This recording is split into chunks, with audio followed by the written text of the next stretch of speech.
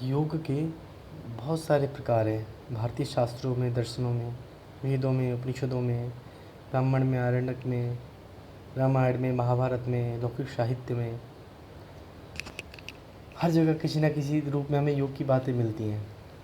परंतु आज हम 3 प्रकार के योग के बारे में जानेंगे। ज्ञान योग है, कर्म योग है और भक्ति योग है।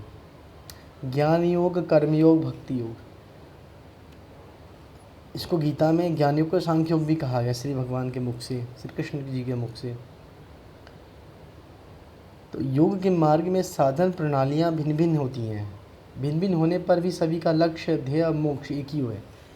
सभी शास्त्रों में जो योग की बातें गई हैं, उसके जो अंतिम लक्ष्य की बात कही गई, वो क्या है?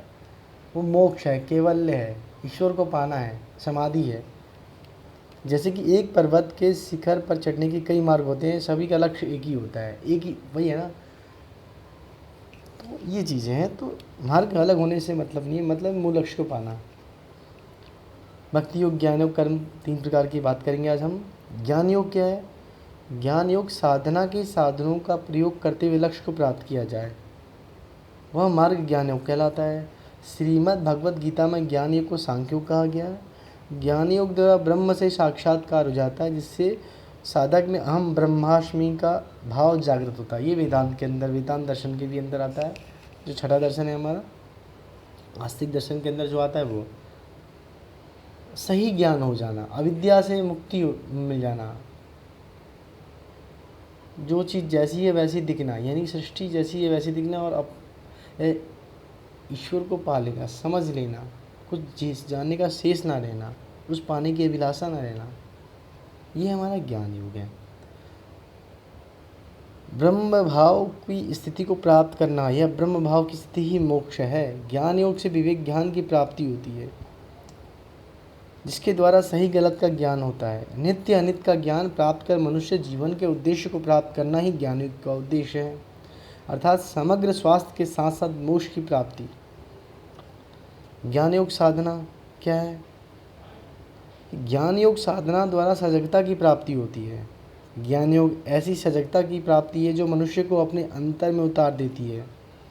साधना से हम ब्रह्मास्मि भाव में से साधक स्वयं को ईश्वर के रूप में जान पाता है। इस अंतर ज्ञान को पाते ही मनुष्य बंधनों से, दुख से, माया से, क्लेशों से मुक्त हो जाता है। अब मनुष्य के अंदर चेतना जागृत हो जाती है। ज्ञान योग साधना के 2 मार्ग, एक बहिरंग साधना और एक अंतरंग साधना। बहिरंग मतलब बाहर की साधना, अंतरंग मतलब अंदर की साधना।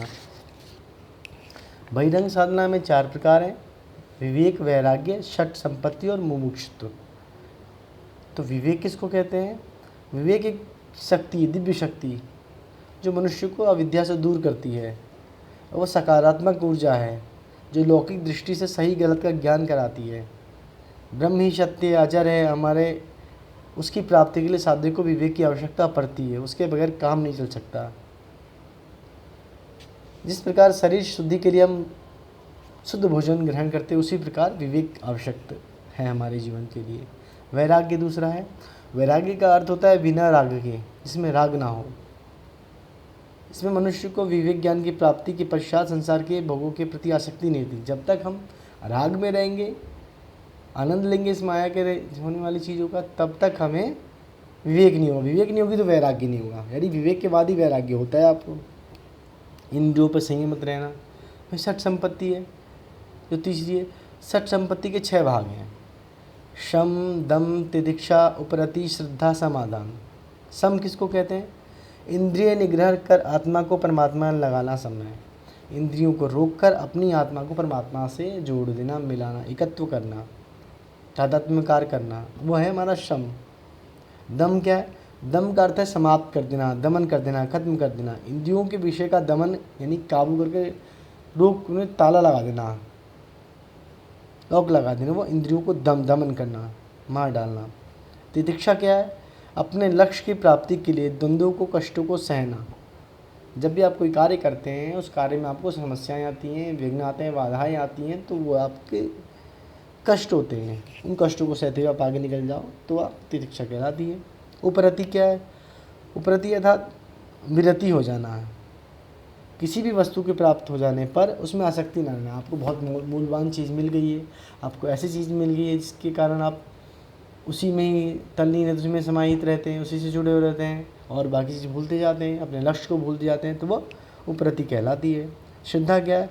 श्रद्धा नाम विश्वास का है, अर्थात गुरु तथा वेद के वाक्यों में दृढ़ विश्वास रखना।